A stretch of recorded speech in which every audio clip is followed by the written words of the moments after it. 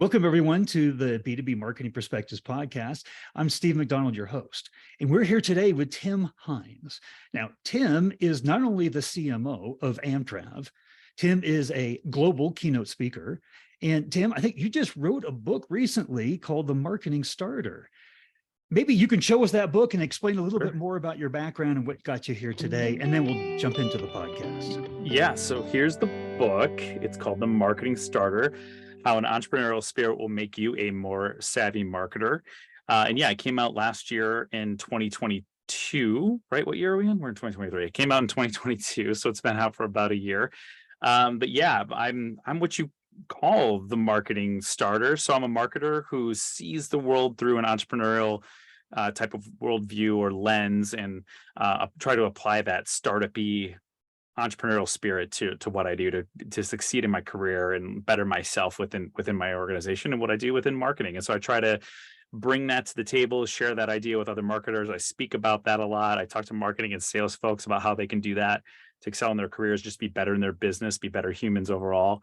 And I try to cover that a bit in my book and talk about the different stories and ways that people can think like a startup founder, either like your Elon Musk, on the billionaire, big, well-known side, or the mom and pop store down the street. All of those people embody this entrepreneurial spirit, which I'm just super passionate about.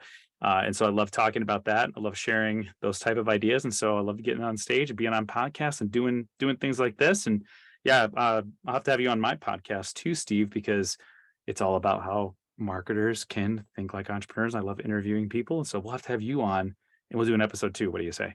That sounds great. I'll hold you to it.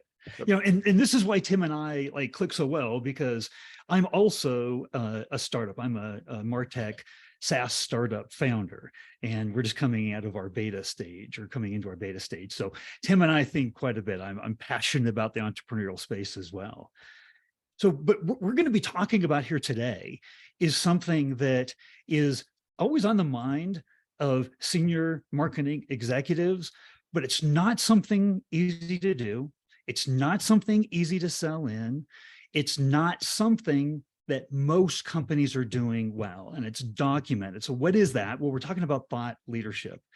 And the title of this podcast is Stop Trying to Create Thought Leadership, with the goal being don't try, you've got to get out there and you actually have to start doing. So maybe you could tell us a little bit about, with all of your experience and what you're doing right now at AmTrav, what is the role of thought leadership and why is it important before we start talking about what it takes to get the job done? Yeah, well, my background, similar to yours, is in this B2B SaaS or B2B tech space. I've done a little bit on the consumer side, but this thought leadership thing and using content to position yourself is definitely much more used in the B2B space, so people can garner that attention, that build that trust with you, because the buying cycles are usually longer.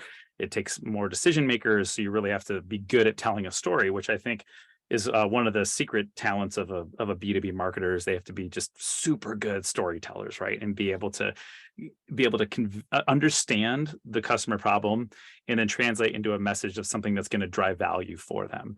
And thought leadership, I think, is such a broad stroke topic. Everybody's like, we got to focus on thought leadership. But what does that mean? And I think it really boils down to what your goals are as an organization that then translate into your goals of marketing, and what the unique position that you're in as a company and as a marketing department, and understanding like what you need to do as far as a tactic on that content or that thought leadership front to position yourselves. And I found myself in a lot of different spaces like that, trying to figure out, okay, what is the thing that we need to do? What is the thing we need to say to really get the name out there, or to attract new business, drive demand, whatever it is. But I find that as a whole, it's just such a great branding and awareness tactic, because sometimes, unless it's something that's gated or a big report that someone's buying, because that's thought leadership, right? You're not necessarily going to make money from it. You're not necessarily going to be able to totally track it, right? Because if you're driving value, if you're doing it right, people will eat up all your free stuff and eventually come back to you and buy from you. So at AmTrav, that's one of the things we've been really focused on, is trying to get the name out there a little bit further within some of the key industries we sell into, but also in the corporate travel industry in which the business operates in. And one of the ways that we do that is just by creating some really cool, robust content that's driving massive value for our customers, and it continues to position us as that thought leader. And so, depending on the content, whatever the piece of content is that you're writing, you can think of it. You have to think about how it's going to support your overall thought leadership strategy that rolls up into your goal. That's kind of how I always look at it. So tell me, and we talked about this before we hit the record button, but I asked you, what was the importance of content to the company? Where 1 is it's not important at all. 10, it's vital to the success of the company. And how would you rate that, and why? Yeah, I mean, for the goal that we have this year and long term, but especially near term this year, I would say it's a 10. And that's because where AmTrav was at, as far as its case study goes, is it wasn't super known within this core industry. There was a lot of brand confusion. We were talking about this. There's a competitor, a travel management company called AdTrav, ADTRAV, and we are AmTrav, AMTRAV.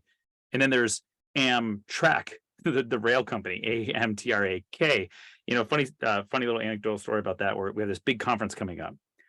And I was looking at the conference map, and we actually shared a booth wall with AmTrak.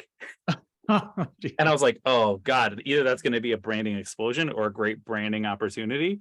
But then I looked later and they ended up getting moved. So I was like, oh, okay, I don't have to worry about it. One less thing on my plate to have to figure out. But I thought that was pretty funny that they put AmTrak and AmTrav literally right next to each other. But anyway, so differentiation has been a big important piece for AmTrav. And there's been a lot of really interesting shakeups that have been happening in the industry this year that we looked at and we said, hey, like, this is something that we can champion and really own and position ourselves as the thought leader in, by putting out great information, great data, explainers, all of these things that buyers will eat up as a value add, and then look at us and go, they were the first to say this. They were the first to think about this, on top of our great product that was also the first to implement it. So it's supporting some of our product-led initiatives, like in tandem, which is kind of cool. So long story short, very important to us, near term and continued long term, because the space is a wild space that we're in. There's a lot of weird things happening, so we can use it to differentiate ourselves a lot. Well, I'm going to ask you to unpack one part of that, which is, Sure. The importance of thought leadership and being positioned as a thought leader, as an expert. I mean, you Mhm. can read all the Forrester and Gartner reports and everything that comes out, and Yeah. they talk about how the organization and the sellers within the organization have to be perceived as advisors, as Mhm. experts in the industry. Sure. And do you do that by talking about your product, or how do you do that? Like, what positions the company with that thought leadership? What kind of content is that? Interesting question. So I think it's multifaceted. We use the content and the thought leadership as kind of that gateway to the brand, that gateway to learn more. And then we position our people like after that, kind of in the decision-making funnel. We have that content. If you're first finding out about the brand or curious about our services, we have that as kind of the carrot, the teaser, which is very common. And then we make sure that our people who are then going to be talking about that, whether it's the sales, SDR, whatever, that they're well versed in also the issue or the piece that we've enabled them with, that they can continue that conversation and consult. So one of the things that we believe in, and as a core pillar of our brand, is radical honesty. And so we try to say, like, hey, this is what's going on in the industry. We're not going to sugarcoat it. This sucks, or this is great, or this could be better, or whatever. And here's a piece of content that we think, from our just total radically honest type of approach, that this is our take on that. This is our hot take, right? So we try to put out stuff that's kind of like this hot take thing that people are like, oh, that's interesting that they're saying that way. Sometimes we'll say, like, hey, so-and-so competitor is better at XYZ, but we're better at 1, 2, 3. So we may not be for you, they may not be. Like we try to come out and be honest about that stuff and have real comparisons. And then allowing our people to continue that conversation and do kind of that consultation to help see if things are a right fit and guide them in the right direction. Our overall philosophy on service and support is top notch as well.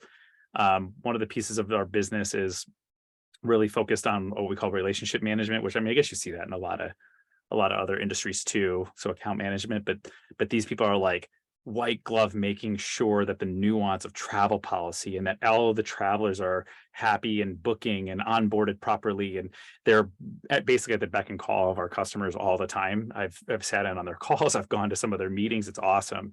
And so they are like the living embodiment of that too, to be that consult type of person to say like, hey, maybe you guys should try this, maybe you should try that. And it just helps to build trust and credibility.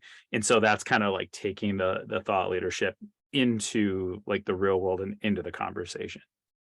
And that's illustrates what all the studies say and everything too, is that thought leadership it hits every level of the of the buyer's journey. Because at the end, Sure. when somebody's trying to actually make a decision between, like, say, you and a competitor, equally as important as what you do is your level of expertise, because there's a risk, right? There's a risk in making a choice. And we have to remember that buyers are emotional, they're people, right? And they're making emotional decisions all the time, and their careers Sure. being on the line could be one of Yeah. them, right? Yeah. So I love that. I love the idea of this radical honesty. Forbes, when they were talking about thought leadership, that it had to have a point of view and appropriate level of controversy, Hmm. because you don't want to be saying the same thing everybody's saying, right? You've got to have a point of view. It stretches a little bit. It stretches what you think about the industry and what you should be doing, but that it has to be appropriate level of controversy, because it has to be founded in something that just makes doggone good sense, right? And if Yeah. you're the thought leader that's leading that charge, then that's why you're having the success that you're having. It's fantastic. In fact, tell us the story of what happened at the conference when some of your thought leadership was actually quoted. Oh yeah. This is a win. I think it's important for marketers, especially those in content, those that are working on thought leadership strategies, to try to celebrate those wins whenever they can, because sometimes those KPIs can be a little ambiguous. You don't necessarily know how to measure that. I was at this conference in April after we launched this thought leadership campaign around this big industry change, which is called NDC, or new distribution capabilities, on how airline tickets are purchased and changed and booked and different flight options and things like that. Anyway, there's a big shakeup in the industry. Um, so we jumped on that. We said, we have an opportunity to be the thought leaders on this. Let's actually share our internal data. Let's get our internal data so we can see the fare differentials between if you're using this new capability or if you're staying with the old. And bottom line is, we had access to the new, not everybody had access to it. So we wanted to say like, hey, look, if you were with a company that has the new, you're saving this much money. It was kind of like our story. And so we were doing blogs and we were doing press, and we built this great landing page that published all of our data, and we made our data available to press. And so we were pushing it and sharing it as much as we could. We're about 4 weeks into that campaign, and it's still going right now, actually, by the way. If you go to amtrav.com/NDC, you can see this page that I'm talking about. And we went to this conference called ProcureCon Travel, where all these procurement people from different walks of life, universities, large corporations, you name it, they kind of go there, and they're looking for their procurement people looking to procure travel solutions. And so we went there, we had a booth, and we were sitting in an education session. And I was actually just standing in the back observing it. And the education session was around this topic. And it was actually led by a somewhat quasi-competitive organization, was kind of leading the discussion. And my CSO was sitting at one of the tables as well. And they were taking questions from the field. And one of the delegates raised his hand, and he said, "Hey, I really appreciate you guys sharing this, but it's kind of the opposite of an article that I read from Business Travel News, which is kind of like the premier news website for the business travel industry." He said, "I read in Business Travel News that AmTrav says that the fare differential is XYZ right now. And I find that really interesting because that doesn't seem to match up with what you're saying. But, Business Travel News is reporting on this and blah, blah, blah. And I just went in the room and I just lifted my hands up. I was like,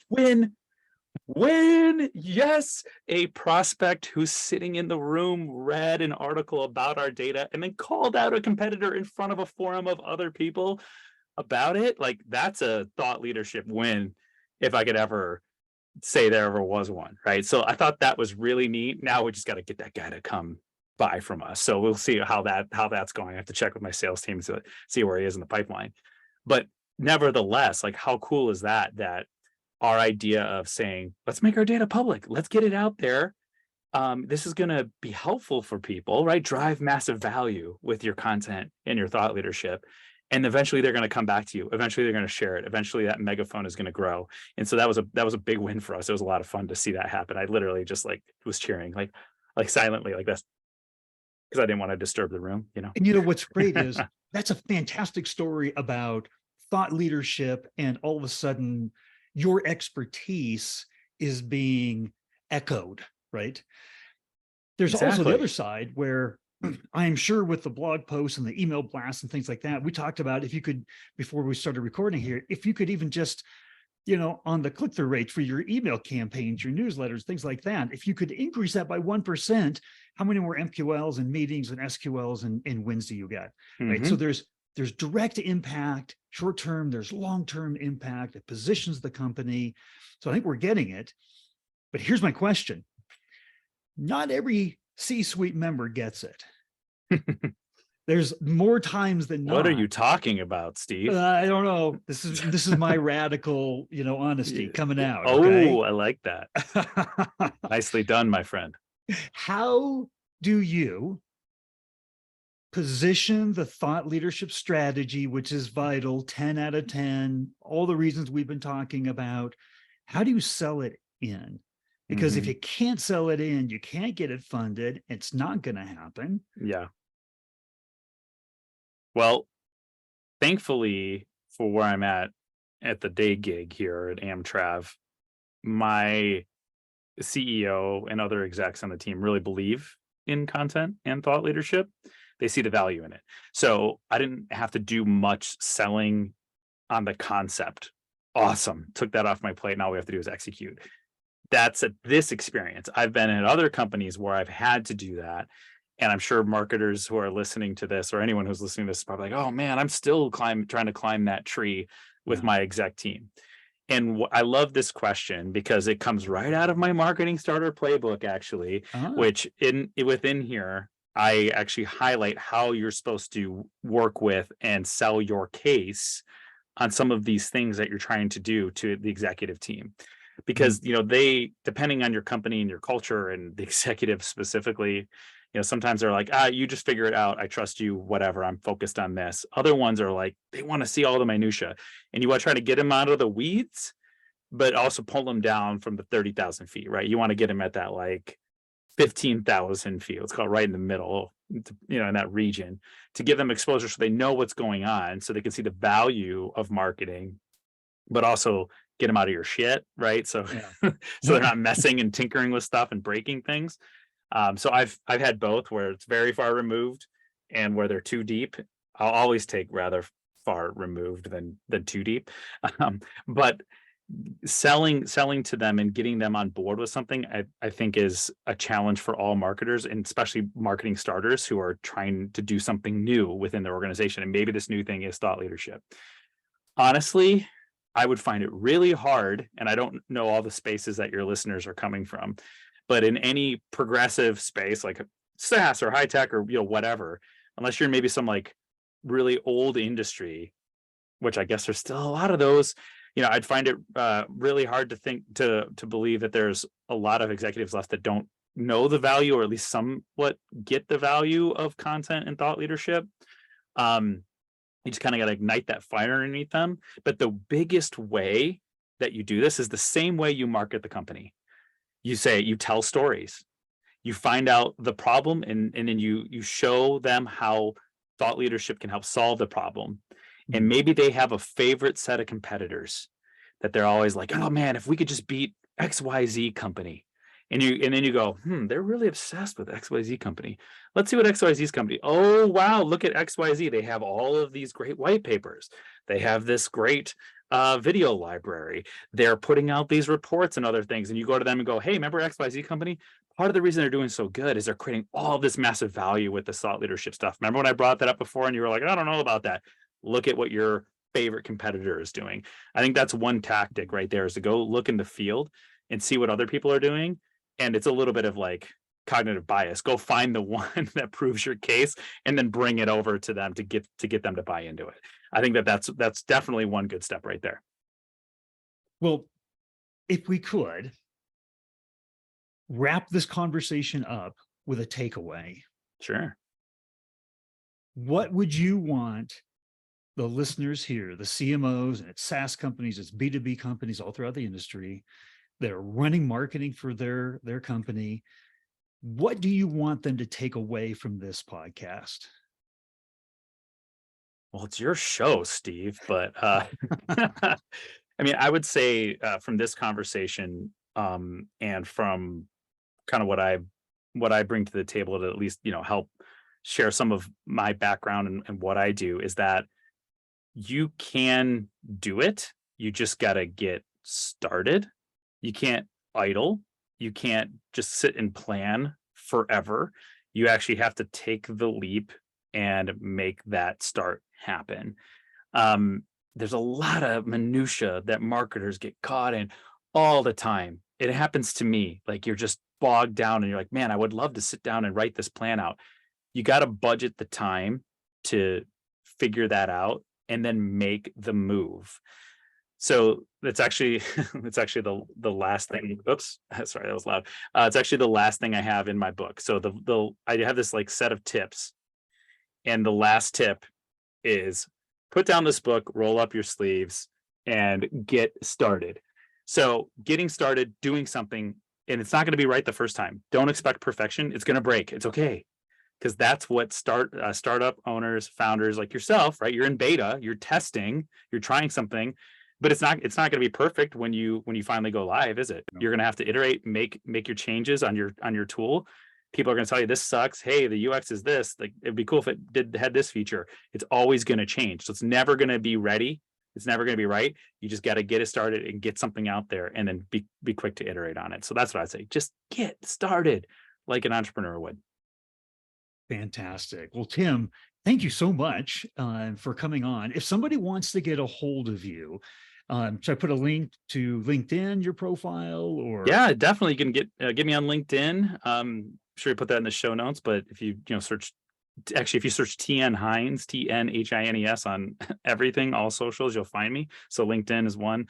You can also find me at tnhines.com. That's my site where you can find more information about me. You can find my show on there, which hopefully we'll have you on soon, and find your recording there, and also my book and all the things. So yeah, tnhines.com is the spot. Fantastic. Well, again, thank you for coming on and sharing all of this and the stories and the enthusiasm behind it. I can understand why you're a it's fun. speaker. Well, thank you, Steve. Really appreciate being on.